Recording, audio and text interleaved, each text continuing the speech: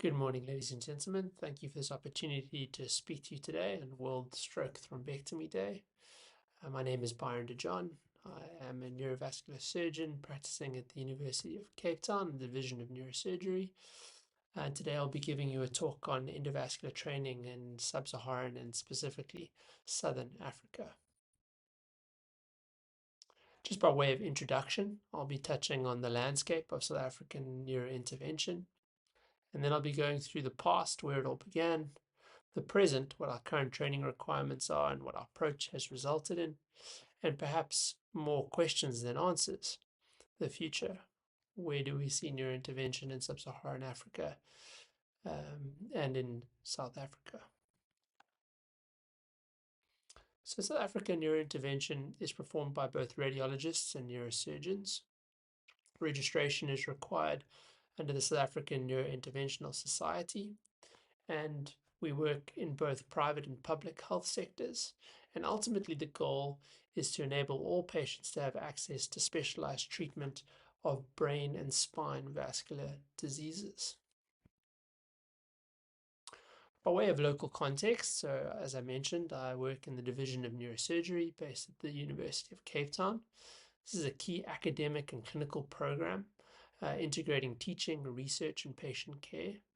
Practice currently at Groote Hospital, which is our principal teaching hospital. This is a public institution, government funded, and it's known for various pioneering medical milestones. So the first human-to-human heart transplant was performed by Dr. Christian Barnard in 1967, as well as Nobel Prize-winning innovation of computerized tomography scanning by Dr. Alan Cormack. I think this statement rings true, and it's definitely true of my career thus far. If I have seen further, it is by standing on the shoulders of giants. And two such giants are Professor Alan Taylor and Professor David Lefevre. At the beginning, Professor Alan Taylor spent 6 weeks doing a neurointerventional fellowship in Toronto and then underwent the Planet course, which at that stage was a 2 years master's degree. He then accumulated cases and had people help from all over the world. So from the USA, from Canada, from France, from Turkey, and then held yearly peer review meetings to review difficult cases and to hone his skills. By way of context, in 2004, Professor Taylor managed to perform 42 procedures at Groote. Shortly after that, SANUS was founded. So he founded SANUS, the African Neurointerventional Society. And really the objective and the priority became to train others elsewhere in the country and elsewhere in Africa.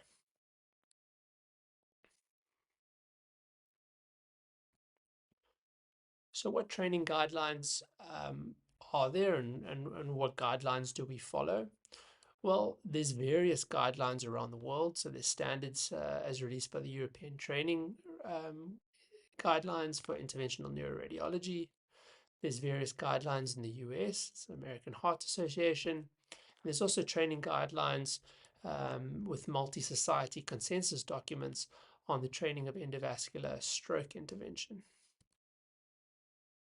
Ultimately, though, the bottom line of what all these guidelines boil down to is that endovascular treatment mandates a structured training and education program. There should be a sufficient volume of cases with exposure to both clinical and interventional experience.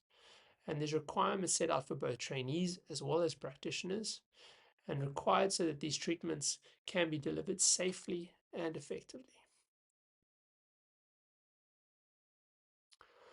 So the current requirements are set out by the South African Neurointerventional Society. Should be that trainees are accredited, should have completed accredited training in radiology or neurosurgery prior to neurointerventional training. Timeline of our fellowship is 12 to 24 months duration. At least 50% of that time should be dedicated to neurointervention. We require the participation in at least 100 cases, and primary operator should be in 50 of those cases.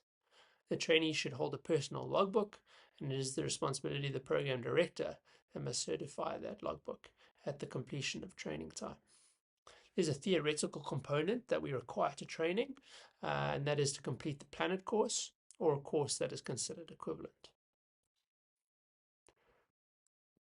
There's also various training requirements for the program director and the training institution.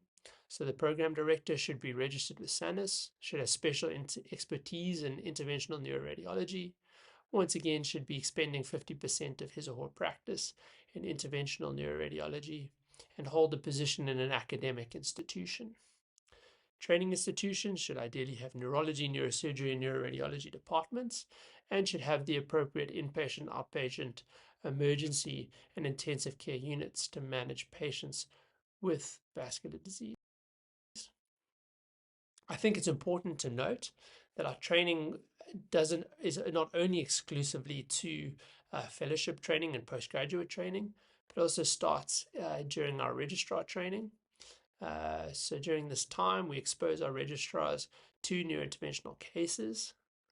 They get to learn and assist in the decision making surrounding some of these cases. We get them involved by placing vascular sheaths and getting vascular access. Our registrars are encouraged to then learn the anatomy around interventional cases, and I think ultimately this results in a better understanding of vascular conditions. Some of the big differences thus from the international training guidelines is that our fellowship training is not limited to radiologists. We do not require a year of neuroradiology time. 50 procedures should be performed as a primary operator, and some of our training institutions only have one neurointerventionist performing these procedures. And then the fellowship time typically is 12 to 24 months, and this is dependent on previous training time and the level of clinical skills of the various trainees. So what have the results of this approach been?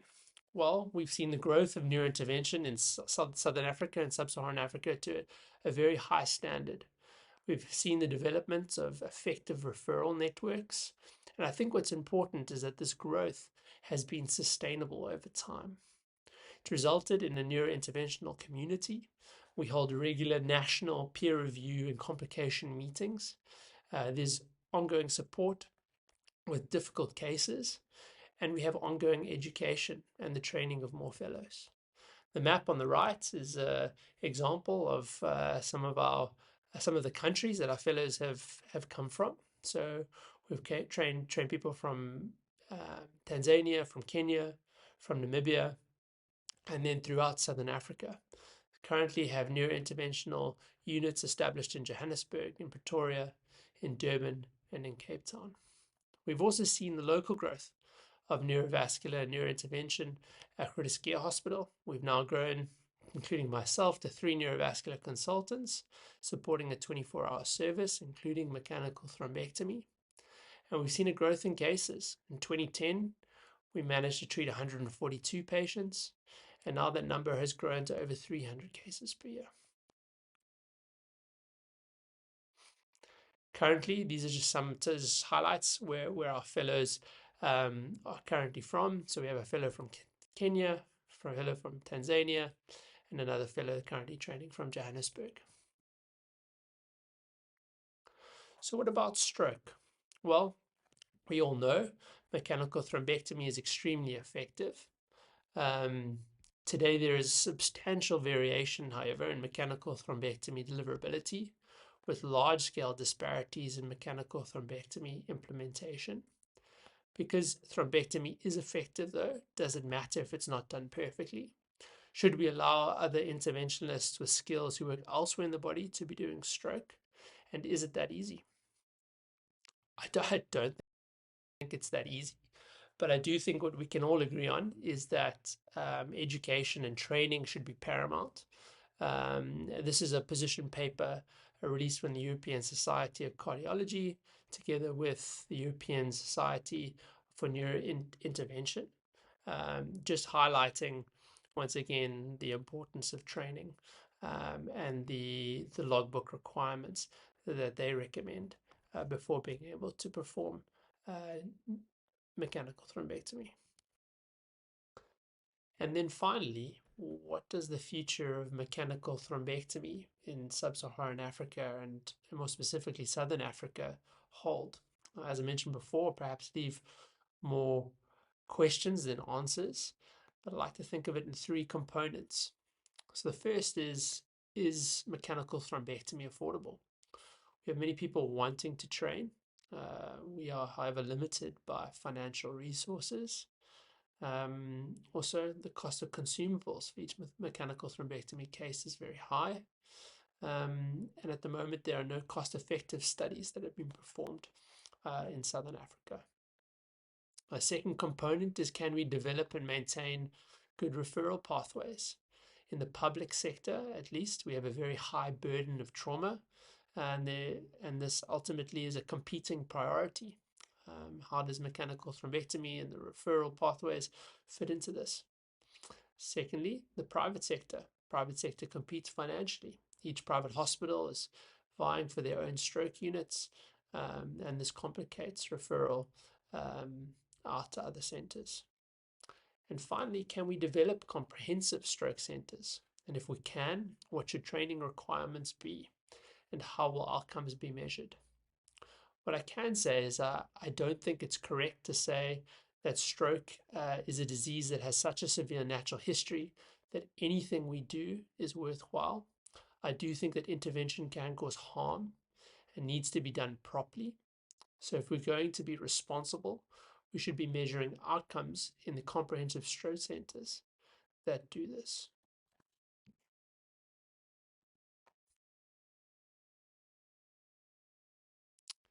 And finally, I think in conclusion, where I'd like to end is, now more so than ever, proper training is fundamental to responsible practice. Thank you.